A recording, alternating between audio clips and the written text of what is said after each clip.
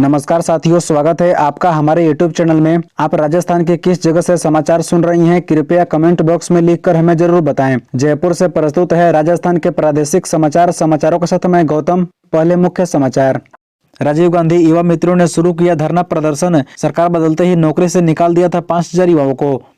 22 जनवरी के बाद रेल की पटरियां उखाड़ देंगे, जाट समाज ने आरक्षण के लिए भरी हुंकार। कोटा के खड़े गणेश मंदिर में लोकसभा स्पीकर बिरला ने की साफ सफाई। इंदिरा गांधी नहर विभाग के कार्मिकों पर लगा भ्रष्टाचार के आरोप। किसानों ने कहा सुसाइड के अलावा अब नहीं बचा है कोई विकल्प। पूर्व विधायक सीएम लोढ़ा ने बताया हार का कारण, कहा बीजेपी ने मेरे और प्रतिद्वंदी के बीच भगवान राम को खड़ा दिया।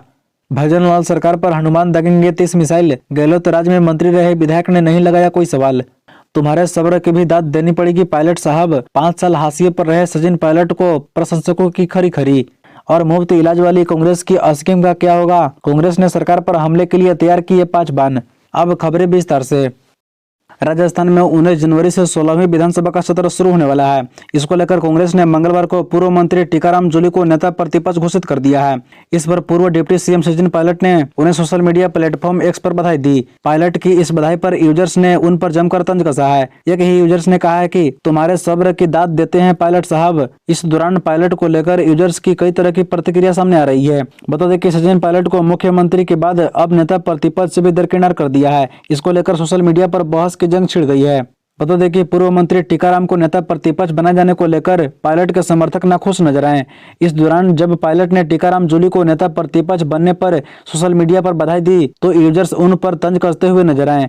राष्ट्रीय लोकतांत्रिक पार्टी के सुप्रीमो और खिवंसर से विधायक हनुमान बेनीवाल ने सर्वदलीय बैठक के बहिष्कार का ऐलान किया है। बेनीवाल ने कहा कि आगामी सत्र को लेकर गुरुवार 18 जनवरी को होने वाली सर्वदलीय बैठक के लिए उन्हें आमंत्रित किया गया है, लेकिन उन्होंने बैठक के बहिष्कार का फैसला लिया है। उन्होंने कहा कि प्रदेश में सरकार बने हुए 1 महीना हो गया, अभी तक राज्य के युवा पीड़ित हैं। युवाओं के साथ न्याय करने का दावा करने वाली सरकार अब खामोश हो गई है। आरएलपी विधायक हनुमान बेनीवाल ने राजस्थान लोकसभा आयोग को तुरंत भंग करने की मांग की है। बेनीवाल ने कहा है कि विधानसभा चुनाव के पहले बीजेपी के प्रदेश अध्यक्ष ने प्रेस वार्ता करके कहा था कि भाजपा की सरकार बनेगी तो आरपीएससी को भंग करेंगे, लेकिन अब सत्ता में आने के बाद भाजपा वाले खामोश हो गए हैं। उन्होंने कहा कि इतने दुर्भाग्य की बात है कि पेपर लीक मामले में गिरफ्तार होकर जेल जाने वाले बाबूलाल कटारा आज भी आरपीएससी के सदस्य हैं। राजस्थान से बड़ी मात्रा में नशीली दवाइयां देश भर के अलग अलग राज्यों में सप्लाई की जा रही थी। छत्तीसगढ़ के दुर्ग जिले की नारकोटिक्स विभाग की टीम ने कार्रवाई करते हुए 2 दिन पहले बूंदी से एक मेडिकल स्टोर संचालक को गिरफ्तार किया है। जांच में सामने आया है कि शहर के बिबनवा रोड पर स्थित मेडिकल स्टोर का संचालक बांग्लादेश में भी इस तरह की प्रतिबंधित नशीली दवाओं की सप्लाई कर रहा था। खास बात यह है कि दुर्ग जिले की नारकोटिक्स विभाग की ओर से हुई इस कार्रवाई की स्थानीय अधिकारियों को भनक तक नहीं लगी। आरोपी करीब 1.5 करोड़ की दवाइयां सप्लाई कर चुका था। बताया जा रहा है कि टीम ने मेडिकल स्टोर की जांच के बाद बूंदी न्यायालय में ट्रांजिट रिमांड लेकर अंकुश पालीवाल को गिरफ्तार कर ले गई। मामले के अनुसार मेडिकल संचालक ने केंद्र सरकार द्वारा प्रतिबंध दवाओं को छत्तीसगढ़ के दुर्ग जिले में बिना लाइसेंस मेडिकल विक्रेताओं को बेच दिया था। प्रधानमंत्री नरेंद्र मोदी ने देशवासियों के आस्था के केंद्रों में साफ सफाई करने का आह्वान किया था। आज कोटा में लोकसभा स्पीकर ओम बिरला ने यहां के खड़े गणेश मंदिर में पहुंचकर साफ सफाई की। बिरला ने झाड़ू लगाया और मंदिर के कुंड की भी साफ सफाई झाड़ू लगाकर की। बिखरे हुए फूलों को एकत्रित भी बिरला ने किया। इस मौके पर बिरला ने मीडिया से बातचीत करते हुए आस्था के केंद्रों को साफ सुथरा रखने की अपील की। राजस्थान के धौलपुर और भरतपुर जाट समाज ने बुधवार को आरक्षण के लिए आंदोलन शुरू कर दिया। जाट समाज की ओर से लंबे समय से केंद्र में आरक्षण देने की मांग उठाई जा रही है। इसके चलते जाट समाज के लोगों ने भरतपुर के जयचोली रेलवे स्टेशन के पास इस दौरान जाट समाज की आरक्षण संगठन समिति के संयोजक नेम सिंह फौजदार ने 22 जनवरी तक सरकार को अल्टीमेटम दिया है। अगर इनकी मांग पूरी नहीं हुई तो रेलवे ट्रैक उखाड़ने, ट्रेन रोकने और हाईवे जाम करने की शुरुआत कर दी जाएगी। इसकी जिम्मेदारी सरकार की होगी। इस दौरान जाट समाज के प्रस्तावित महापड़ाव को देखते हुए रेलवे स्टेशन पर काफी मात्रा में पुलिस बल तैनात रहा।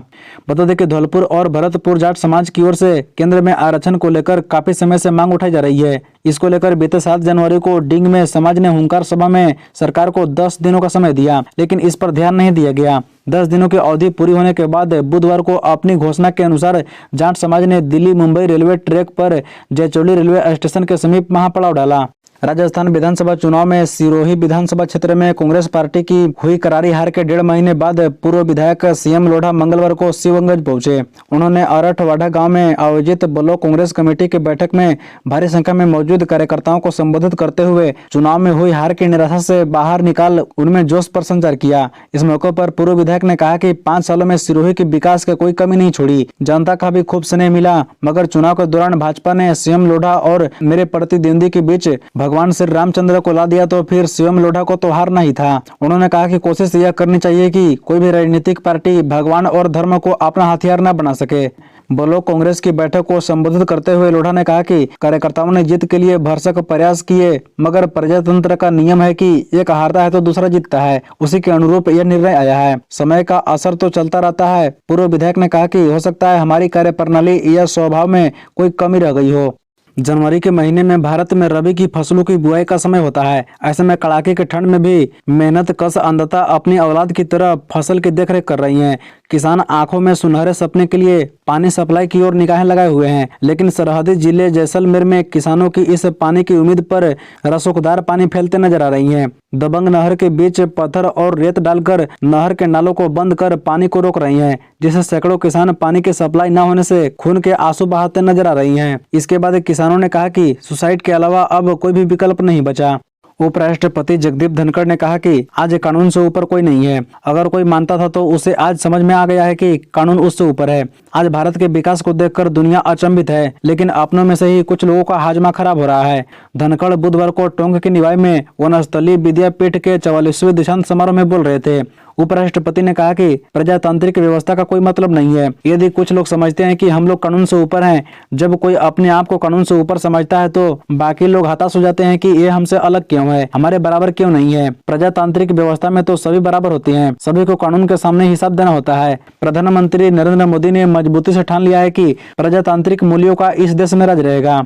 राजस्थान में पूर्वी हवाओं के प्रभाव होने से अति घना कोहरा छाए रहने की संभावना जताई गई है। मौसम विभाग ने 10 जिलों में येलो अलर्ट जारी किया है। प्रदेश में कई जिलों में कोहरे छाए रहने से वाहन संचालकों को भी परेशानियों का सामना करना पड़ा। अलवर, भरतपुर, दौसा, धौलपुर, झुंझुनू, करौली, सीकर, चूरू, हनुमानगढ़, श्री गंगानगर जिले में घना कोहरा दर्ज किया गया। राजधानी जयपुर में न्यूनतम तापमान में कमी दर्ज की गई है। जयपुर में रात का तापमान 9.2 डिग्री सेल्सियस से गिरकर 6.4 डिग्री सेल्सियस पर पहुंच गया। जयपुर मौसम केंद्र के निदेशक राधेश्याम शर्मा के मुताबिक प्रदेश में पूर्वी हवाओं के प्रभाव होने से पूर्वी, उत्तरी और पश्चिमी भागों में आगामी 2 से 3 दिनों तक घना से अति घना कोहरा दर्ज होने की संभावना है। इस दौरान कहीं कहीं विजिबिलिटी 200 मीटर से भी कम दर्ज की जा सकती है। वाहन चालक कम विजिबिलिटी के समय वाहन विशेष सावधानी से चलाएं। सरकारी योजनाओं का प्रचार प्रसार करने के लिए पूर्व मुख्यमंत्री अशोक गहलोत ने जिन युवाओं को रोजगार दिया था, उनका रोजगार भजनलाल सरकार ने आते ही छीन लिया। पूर्व सीएम गहलोत ने 5000 राजीव गांधी युवा मित्रों की नियुक्तियां की थी। इन युवा मित्रों को 10,000 रुपए महीना फिक्स तनख्वाह दी जाती थी। भजनलाल सरकार की ओर से इन युवा मित्रों को हटाते ही विरोध शुरू हो गया। सैकड़ों की संख्या में युवा मित्र पिछले कई दिनों से शहीद स्मारक पर धरना दे रही हैं। NSUI के नवनियुक्त प्रदेश अध्यक्ष विनोद जाखड़ मंगलवार रात को शहीद स्मारक पहुंचे। जाखड़ के साथ NSUI के कई कार्यकर्ता भी मौजूद थे। राजीव गांधी युवा मित्र को संबोधित करते हुए जाखड़ ने कहा कि सत्ता में आते ही भाजपा ने द्वेष भावना के चलते इस योजना को बंद कर दिया। इससे 5000 युवा बेरोजगार हो गए। जाखड़ ने आह्वान किया है कि भाजपा के तानाशाही रवैये के खिलाफ मिलकर लड़ेंगे। इससे पहले धरना प्रदर्शन करने वाले युवा मित्रों के माइक और लाउडस्पीकर पुलिस ने छीन लिए थे। जाखड़ ने पुलिस कमिश्नर से मिलकर माइक और लाउडस्पीकर वापस दिलाए। और अब कुछ मुख्य खबरें संक्षेप में। कांग्रेस ही कांग्रेस को हरवाती है, दूसरा कोई नहीं हरा सकता। रजनी पाटिल बोली, राम मंदिर पर हम बीजेपी वाला रास्ता नहीं लेंगे। नारी शक्ति बंधन अभियान से आधी आबादी को साधेगी भाजपा। सरपंच से लेकर केंद्रीय मंत्री तक की होगी भागीदारी। सत्ता व संगठन मिलकर अभियान को बनाएंगे सफल। कार सेवक जिन्होंने 33 साल से नहीं कटवाए बाल, राम मंदिर बनने पर ही बाल और दाढ़ी कटवाने का लिया संकल्प। 8 जिलों में अगले 3 दिन शीतलहर का अलर्ट। माउंट आबू में पेड़ पौधों पर ओस की बूंदें जमी। जयपुर में पारा 3 डिग्री गिरा। ANM, GNM और कृषि पर्यवेक्षक भर्ती परीक्षा की तारीख घोषित। अभ्यर्थी को पहली बार मिलेगा 5वां ऑप्शन। खाली छोड़ने पर होगी निगेटिव मार्किंग। महेश जोशी को पूछताछ के लिए बुला सकती है ED। जल जीवन मिशन घोटाले में सभी को आमने सामने बैठाकर जांच करेंगे अधिकारी। जैसलमेर बॉर्डर पर गुजरेंगे वायुसेना के 150 एयरक्राफ्ट। 1000 किलो तक के बम गिराएंगे। राफेल करेगा मिसाइल से अटैक। और राजस्थान में एक बार फिर आरक्षण आंदोलन। पटरिया उखाड़ने, ट्रेन रोकने और हाईवा जाम करने की चेतावनी।